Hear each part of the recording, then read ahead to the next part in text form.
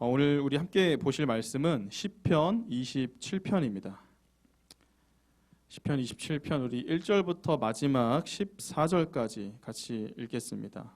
구약성경 821페이지에 있습니다. 시편 27편 1절부터 마지막 절까지 제가 한 절 여러분이 한 절 교독하도록 하겠습니다.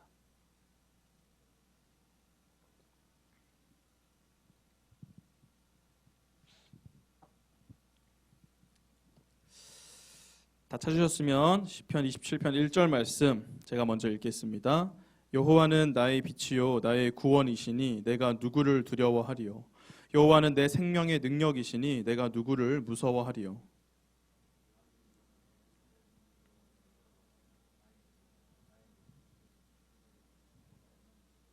군대가 나를 대적하여 진칠지라도 내 마음이 두렵지 아니하며 전쟁이 일어나 나를 치려 할지라도 나는 여전히 태연하리로다.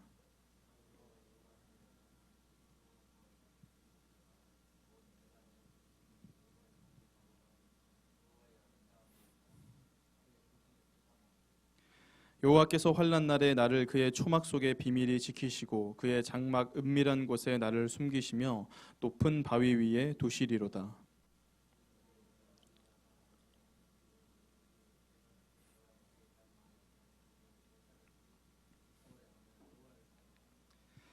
여호와여 내가 소리내어 부르짖을 때에 들으시고 또한 나를 긍휼히 여기사 응답하소서.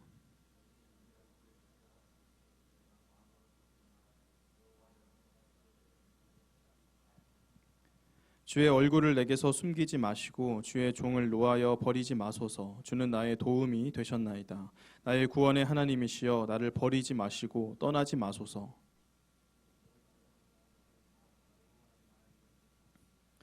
여호와여 주의 도를 내게 가르치시고 내 원수를 생각하셔서 평탄한 길로 나를 인도하소서.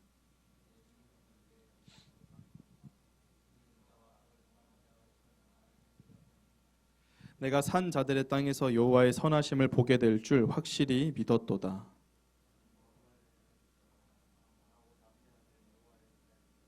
아멘. 네, 우리 옆 사람과 인사하겠습니다. 주님의 이름으로 사랑하고 축복합니다. 네, 우리 좌우 앞뒤로도 인사해 주시고요. 자, 먼저 지난주 우리 말씀 확인하는 시간을 갖도록 하겠습니다. 오늘 제가 준비한 과자는 꽃갈콘 매콤 달콤한 맛 맛있거든요. 그리고 꽃게랑인데 김맛 꽃게랑이에요. 저도 먹어보진 않았어요. 맛있겠죠? 김 맛있으니까.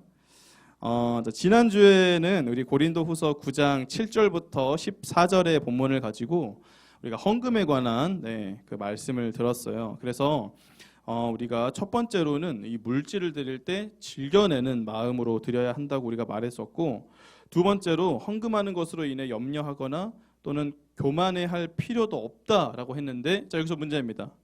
왜 우리는 헌금하는 것으로 인해서 염려하거나 교만할 필요가 없다고 했는지, 그 이유가 뭐라고 했는지 기억나는 친구 있나요? 별로 어렵지 않은데. 자, 포인트도 드립니다. 맞히시면.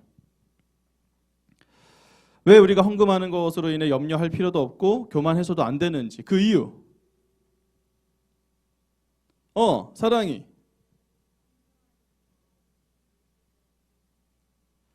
그렇죠. 정답입니다. 우리가 헌금하는 그 돈도 결국 누가 주시는 거기 때문에 하나님께서 우리에게 공급해 주시는 것이기 때문에 우리가 물질이 혹시라도 부족할까 염려하거나 또는 내가 헌금 많이 한다고 해서 교만할 필요도 없다라고 말씀드렸습니다. 네, 우리 사랑이 뭐 먹고 싶어요? 꽃게랑. 도전 정신이 강하네. 좋습니다. 네. 우리 사랑이 이따 포인트도 받아가세요. 자, 그럼 오늘 말씀 이제 시편인데요, 여러분. 시편을 쓴 사람은 되게 여러 사람이 있지만 오늘은 그 중에서도 가장 많은 시편을 쓴 이 다윗의 시예요. 그래서 오늘은 이 다윗의 시를 우리가 함께 좀 살펴보면서 하나님의 말씀을 나누려고 하는데, 먼저 오늘 이 27편의 시를 우리가 좀 자세히 이해하기 위해서는 그 배경을 좀 알 필요가 있어요. 어떤 상황인지. 우리 본문 2절과 3절 말씀을 다시 한번 같이 읽어보겠습니다. 시작. 악인들이 내 살을 먹으려고 내게로 왔으나 나의 대적들 나의 원수들인 그들은 실족하여 넘어졌도다. 군대가 나를 대적하여 진칠지라도 내 마음이 두렵지 아니하며 전쟁이 일어나 나를 치려 할지라도 나는 여전히 태연하리로다. 아멘. 자, 이 내용을 통해 볼 때 다윗은 지금까지 수많은 적들의 공격을 받아왔고 또 앞으로도 계속해서 그러한 적들의 공격을 받아야만 하는 그러한 상황이에요. 그런데 다윗은 적들의 공격이 그렇게 계속해서 주어질 것을 알면서도 전혀 불안해하지도 않고 걱정하지도 않죠. 방금 읽은 이 본문 3절을 보면 군대와 전쟁, 즉 이 대적들이 자신을 치려 할지라도 나는 여전히 태어날 것이다 라고 지금 그렇게 고백하고 있잖아요. 그렇다면 대적들의 공격을 받는 상황임에도 불구하고 나를 괴롭히는 그 수많은 무리들이 내 주변에 있음에도 불구하고 다윗이 이처럼 태어날 수 있었던 이유는 무엇일까요? 네, 우리 본문 1절 말씀을 같이 읽겠습니다. 시작. 여호와는 나의 빛이요 나의 구원이시니 내가 누구를 두려워하리요. 여호와는 내 생명의 능력이시니 내가 누구를 무서워하리요. 아멘. 자, 다윗이 두려워하지 않았던 이유는 하나님께서 자신의 빛이고 구원이시며 생명의 능력이 되신다는 사실을 알고 있었기 때문이에요.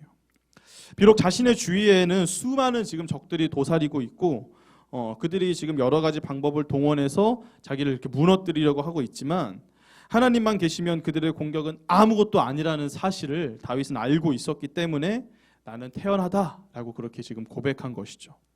자, 그런데 오늘 본문 4절을 또 보게 되면 다윗은 갑자기 여호와의 집, 즉 성전, 이 성전에 거하면서 여호와의 아름다움을 바라보길 원한다고 그렇게 노래하고 있어요. 우리 4절 말씀 같이 보도록 하겠습니다. 4절 말씀 시작. 내가 여호와께 바라는 한 가지 일 그것을 구하리니 곧 내가 내 평생에 여호와의 집에 살면서 여호와의 아름다움을 바라보며 그의 성전에서 사모하는 그것이라. 아멘. 자, 다윗은 분명 1절부터 3절까지 해서 이 대적들이 자신을 공격하는 것과 하나님께서 보호하시는 것에 대해 노래했는데 왜 또 갑자기 4절부터는 이 성전에 관한 노래를 지금 하고 있는 것일까요? 내가 성전에 거하고 싶다 이렇게. 왜일까요, 여러분?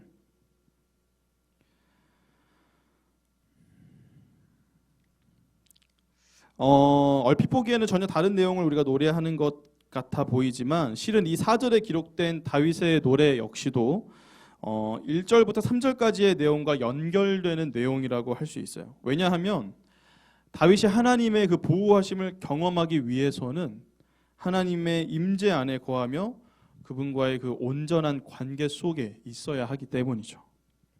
자, 생각해 보세요, 여러분. 아무리 하나님께서 모든 그 적들, 모든 악한 세력들을 물리치실 힘과 능력을 갖고 계신다 한들 다윗이 하나님과 아무런 관계가 없다면, 그렇죠? 또한 하나님의 임재 가운데 거하지 않는다면 그러한 하나님의 보호와 구원하심을 경험할 수 있을까요? 불가능하죠. 우리 잘 알잖아요. 저번에 이사야 관련된 말씀 드리면서 많이 봤잖아요. 이스라엘 백성들 자신들이 하나님의 선택받은 백성이라고 막 자부했는데, 그렇죠? 근데 끝까지 그들이 막 교만하게 하나님 앞에 죄를 회개하지 않으니까 하나님께서 어떻게 했어요? 난 이제 니들 모른다, 알아서 해라 하고 딱 내버려 두시니까 어떻게 해요? 바로 그냥 주변에 있는 국가들 막 아수르 그냥 와서 팍, 바벨론 와서 그냥 팍, 결국 다 멸망해 버렸잖아요. 그렇죠? 아무리 하나님께서 그러한 힘과 능력을 갖고 있어도 하나님과 관계가 없으면 소용이 없다는 거예요. 그렇게 다윗은 그러한 하나님의 임재하심을 경험할 수 있고 그 임재 가운데 하나님과 온전히 관계를 유지할 수 있는 그 하나님의 집, 곧 성전 안에 자신이 늘 거할 수 있게 해달라고 이 본문 4절과 같이 노래한 거죠. 다시 말해 성전에 거할 수 있게 해달라는 다윗의 노래는 자신이 매일같이 하나님의 임재를 경험하며 매일같이 하나님과 온전한 관계를 유지해서 그것으로 인해 대적들의 공격을 이겨낼 수 있게 해달라는 그러한 간구인 거예요. 그냥 이렇게 성전에서 막 먹고 자고 살고 싶다는 게 아니라 날마다 하나님의 임재를 경험하고 날마다 하나님과의 그 관계를 내가 유지하고 싶습니다라는 고백이라는 거죠. 자, 우리는 이러한 다윗의 노래를 통해 볼 때 매우 중요한 사실 하나를 깨닫게 되는데, 그건 바로 하나님과의 관계 속에서 모든 적들의 공격을 막아낼 수 있다는 사실이에요. 다시 말해서 우리가 하나님과 올바른 관계를 맺고 있으면, 그리고 그 안에 늘 속해 있으면 어떠한 적들의 공격이 주어져도 끄떡없이 이겨낼 수 있다는 것이죠. 뭐 누가 우리를 공격하고 뭐 우리에게 어떠한 힘이 있냐, 그게 중요한 게 아니라 현재 내가 어디에 속해 있냐, 하나님과 따로 떨어져서 혼자 살아가고 있냐, 아니면 하나님과의 관계 속에 속해 있냐, 그게 정말 중요하다는 거예요. 근데 여러분, 이와 같은 사실을 우리만 알고 있을까요? 아니면 우리를 무너뜨리려 하는 그 우리의 대적들, 뭐 악한 사탄의 세력들도 알고 있을까요? 당연히 그들도 알고 있어요. 너무나도 잘. 그들 역시 우리가 하나님과의 관계 속에 늘 거하고 있으면 자기들이 어떠한 방법을 써서 우리들을 무너뜨리려 한들 우리가 절대 무너지지 않을 거라는 것을 잘 알고 있죠. 그래서 그 악의 세력들은 우리를 공격해 올 때, 우리를 무너뜨리려고 할 때 가장 먼저 뭐부터 하려 할까요? 하나님과 우리 사이의 관계를 끊어놓고자 하겠죠. 그렇죠? 뭐 우리를 교회에 못 나오게 한다던가, 기도 생활, 말씀 생활 못하게 한다던가 함으로써 하나님의 임재를 경험할 수 없고 하나님과 교제하지 못하도록 우리를 하나님으로부터 멀리 떼어놓고자 한다는 거예요. 그렇다면 여러분, 우리는 어떻게 해야 될까요? 그 악한 세력들이 우리를 무너뜨리고자 그렇게 하나님으로부터 멀리 떼어놓고자 할 때 우리가 취해야 될 자세는 무엇이겠어요? 오늘 본문 7절부터 10절에 기록되고 있는 이 다윗의 노래를 보면 우리가 취해야 할 삶의 자세를 너무나도 잘 보여주고 있어요. 우리 7절부터 10절까지의 말씀 다시 한번 읽어보겠습니다. 시작. 여호와여, 내가 소리내어 부르짖을 때에 들으시고 또한 나를 긍휼히 여기사 응답하소서. 너희는 내 얼굴을 찾으라 하실 때에 내가 마음으로 주께 말하되 여호와여, 내가 주의 얼굴을 찾으리이다 하였나이다.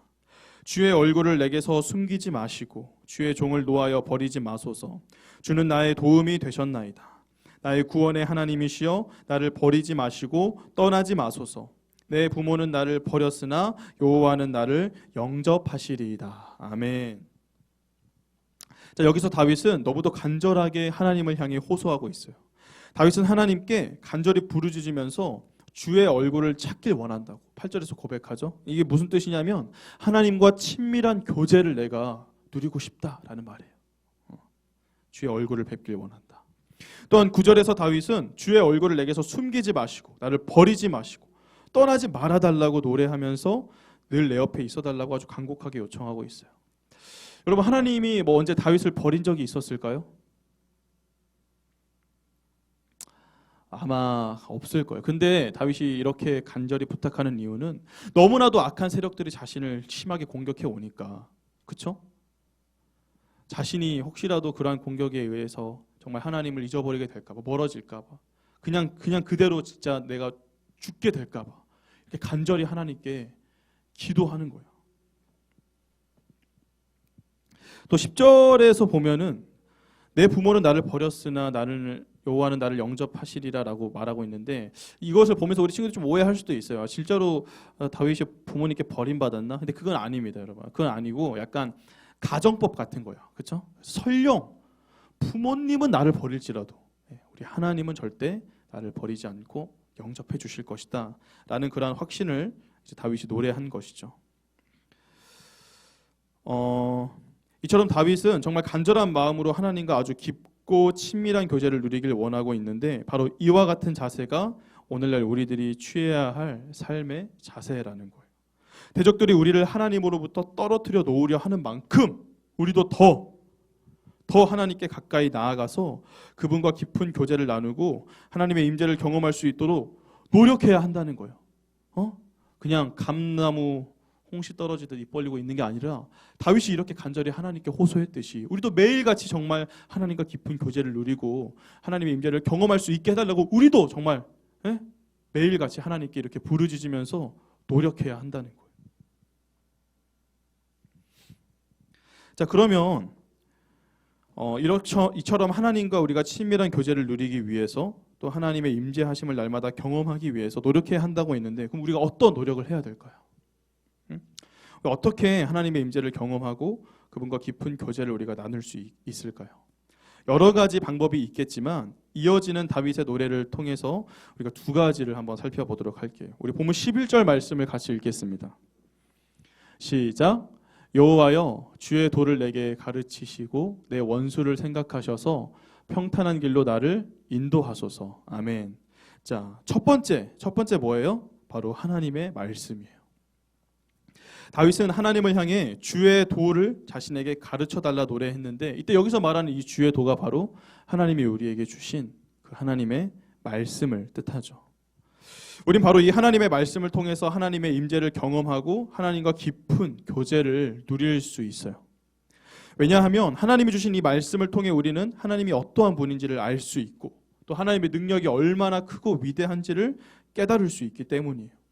하나님이 태초에 천지를 창조하셨고 모든 만물을 지으셨고 또 우리를 사랑하시는지를 우리가 어떻게 다 알았어요? 바로 이 말씀을 통해서 알게 됐잖아요.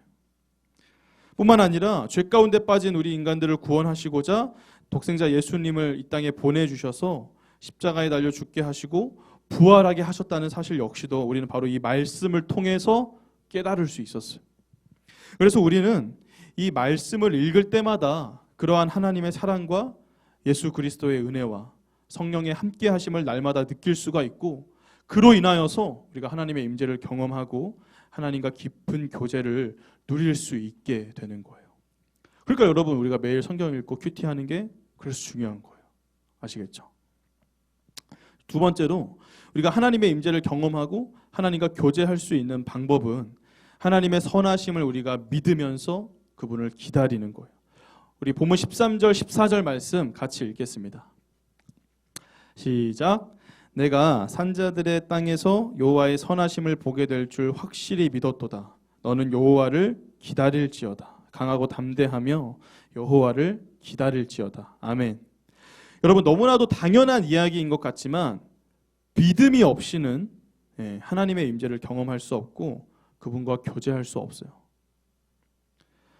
그렇게 우리는 하나님을 향한 분명한 믿음을 소유해야 하는데, 다윗은 하나님의 선하심을 보게 될 줄 믿는다고 노래했어요. 다시 말해서 현재 자신의 주변을 둘러봐도 온통 죄다 적들 뿐이고 자신을 무너뜨리려 하는 그러한 악한 세력들 뿐이지만 그 가운데서도 반드시 하나님의 선하심이 드러나게 될 것이라는 그 믿음을 다윗은 노래한 거죠. 그렇게 우리 역시도 마찬가지예요. 오늘날 우리 세상을 보면은 얼마나 악합니까? 많은 사람들이 죄를 짓고 있으며 또 교회를 핍박하고 정말 죄악된 것들 투성이인 것 같지만, 이러한 우리의 현실 가운데에서도 하나님 반드시 그 선하심을 나타내 보이실 것이라는 그 믿음을 우리가 가질 때 그 안에서 우리가 하나님의 임재를 경험하고 또 하나님과의 교제를 누릴 수 있다는 것이죠. 또한 기다리면서 그럴 수 있다고 했는데, 여러분, 우리가 기다리는 것은 무엇일까요? 없어요? 기다리는 거?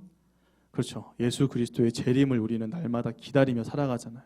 예수님이 이 땅에 다시 오셔서 모든 이 땅의 선과 악을 심판하시고 우리를 하늘나라로 인도하실 그 예수님의 재림을 우리는 기다리며 살아가는데, 우리가 그 재림의 소망을 가지고 살아갈 때 그 안에서 하나님의 임재하심을 우리가 경험할 수 있고 하나님과 교제할 수 있게 된다는 사실이에요. 말씀을 정리하도록 하겠습니다. 우리 악기팀 나와주시고요. 수많은 대적들의 공격을 받았던 이 다윗과 같이 오늘날 우리들 역시도 눈에 보이는 그러한 대적들, 교회를 이제 핍박하고 박해하는, 비난하는 그러한 수많은 사람들과 또 보이지 않는 영적 세력에 의해서 수없이 많은 공격을 받으며 살아가고 있어요. 때론 그러한 대적들의 공격이 너무나도 거세서 우리가 좀 흔들릴 때도 있고 우리의 마음이 낙심될 때도 있고, 그렇지만 우리가 오늘의 말씀처럼 하나님의 임재 안에 거하며 그분과의 관계 속에 날마다 주님과 교제하며 살아간다면 그 어떠한 공격이 주어져도 우리 다 이겨내고 반드시 승리하는 삶을 살게 될 거예요.